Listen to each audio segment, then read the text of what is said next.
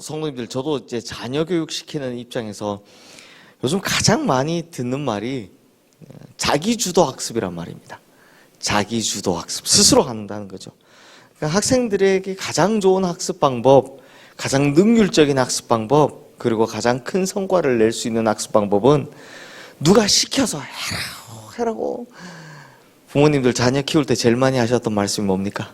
공부해라, 공부해라. 이게 아니라 자기 스스로 방향을 잡고 누가 시키지 않아도 자기 스스로 노력하고 자기가 목표 설정을 하고 달려나가는 자기주도 학습이다라는 겁니다. 근데 성도님들, 신앙에서도 자기주도 신앙이 굉장히 중요합니다. 이거 아십니까? 어제 우리가 욥이 뭐에 대해 불평했다고 합니까? 내가 중재자가 없구나. 하나님과 나 사이에 판결자가 없구나. 라고 이야기를 했다 그랬죠. 풀리지 않는 인생의 문제, 욥이 지금 겪고 있는 문제, 스스로 질문하고 스스로 기도하는 자기주도적 신앙이 굉장히 중요한데요. 성도님들, 오늘 본문의 특징을 느끼셨습니까? 욥이 드디어 자기주도적 신앙을 가지게 되었다는 겁니다. 드디어 이제 말하는 대상이 누가 되었다? 주님이 되었다는 겁니다. 잘 아시다시피 욥은 이유를 알 수 없는 고난을 겪고 있습니다. 하나님께서 그의 소유를 다 뺏어가셨고 그의 자녀의 생명을 다 빼앗아가셨습니다. 또한 그의 건강을 빼앗아가셔서 지금 머리끝부터 발끝까지 나 있는 이 종기, 이것 때문에 질그릇을 깨뜨려서 그걸 벅벅 긁어야 할 정도로 어려움을 겪고 있었습니다. 게다가 그의 아내도 떠났습니다. 근데 성도님들, 이게 욥은 본인이 모르잖아요. 하나님은 이유가 있지만. 근데 지금까지 욥이 했던 말들을 잘 보시면 욥은 이렇게 고난을 받고 있음에도 불구하고 하나님께 직접적으로 뭘 이야기를 하지 않았습니다. 다 친구와 지금 대화하고 있는 중에만 이야기하는 거죠.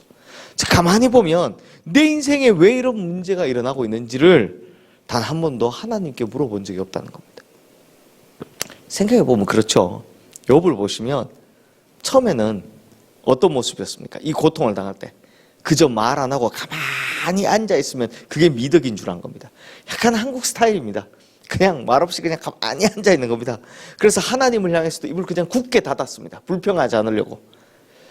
그리고 보시면 당시에 그 멋진 말 고백들, 주신 자도 여호와시요 취하신 자도 가져가신 이도 여호와시오니 여호와의 이름이 찬송 받으실지어다. 이 고백도 하나님께 한 말이 아닙니다. 자기 아내에게 한 말이었습니다. 그러다가 이제 2단계 오죠. 너무 견디기 힘드니까 그 다음 단계가 뭐였습니까? 3장에 와선 자기 생일을 저주하는 겁니다. 야, 터져 나오는 울분이 나오는데 이걸 하나님한테 쏟을 수 없으니까 누구에게 쏟고 있는 겁니까? 자기 스스로에게. 그냥 차라리 그냥 태어나지 않았으면 좋았을 걸. 그냥 그때 그냥 죽었으면 좋았을 걸. 자기에게 이걸 쏟아붓고 있는 겁니다.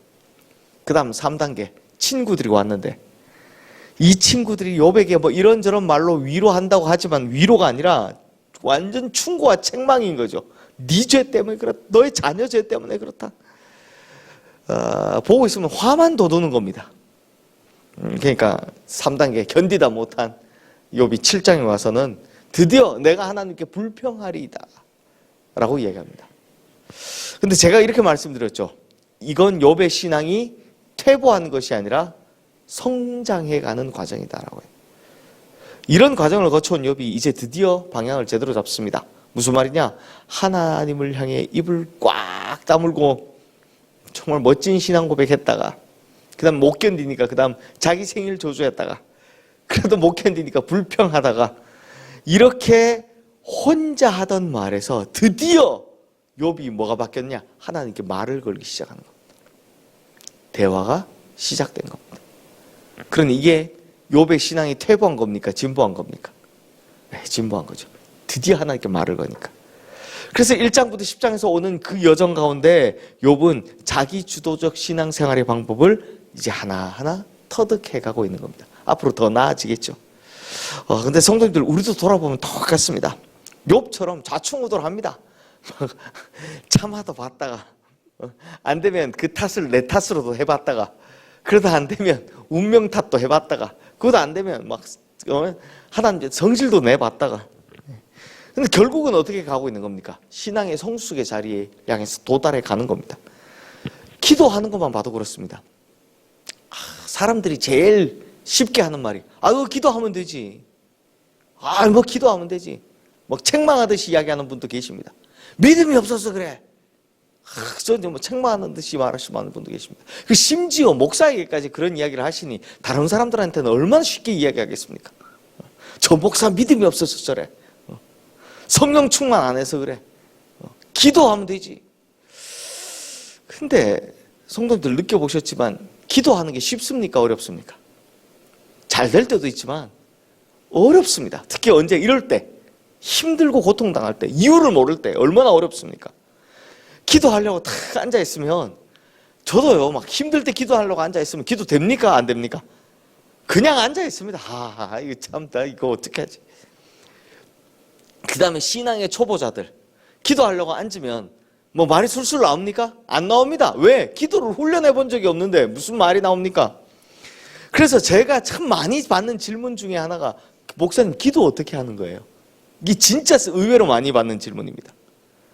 그래서 혼자 앉아있으면 뭐 저도 그렇습니다. 기도한다고 앉아있으면서 뭐합니까? 신세 한탄하고 앉아있는 겁니다. 고개를 왜 이렇게 많이 끄덕이십니까? 기도한다고 앉아가지고 기도하는 게 아니라 신세 한탄하고 앉아있는 겁니다. 이제 마치 욥이 자기 생일을 저주한 것처럼 우리도 자기 인생에 대해서 한탄하는 거죠. 내 인생은 왜 이럴까?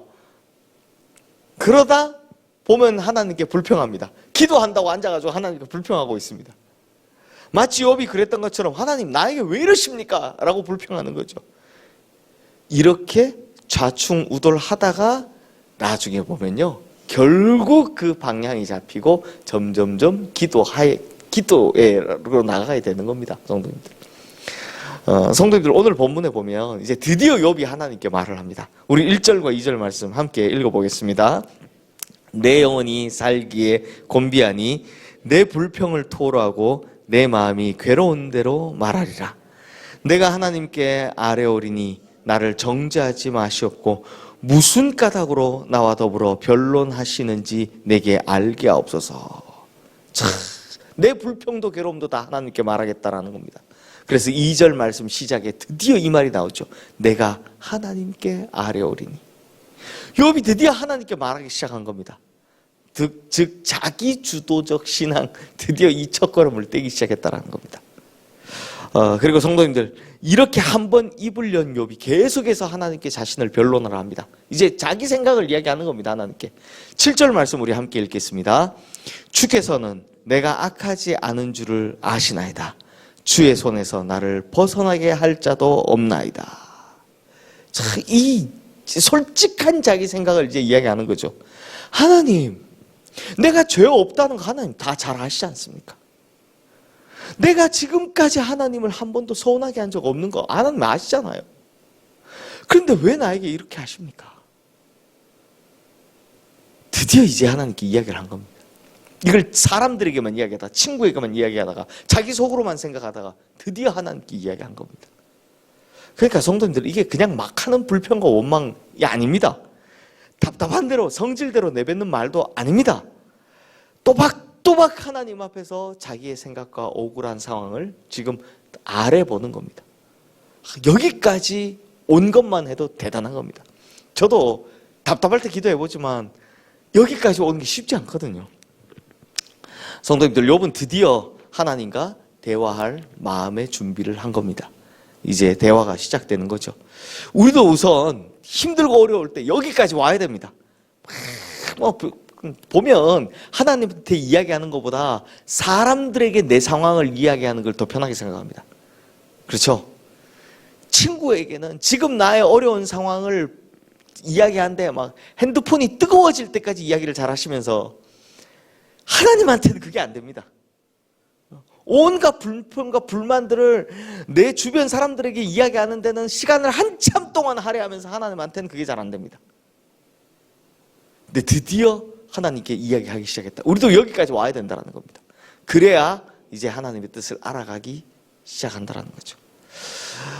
성도님들, 욥기를 계속해서 보게 되면 이제 점차 변하는 욥을 만나게 되는데요.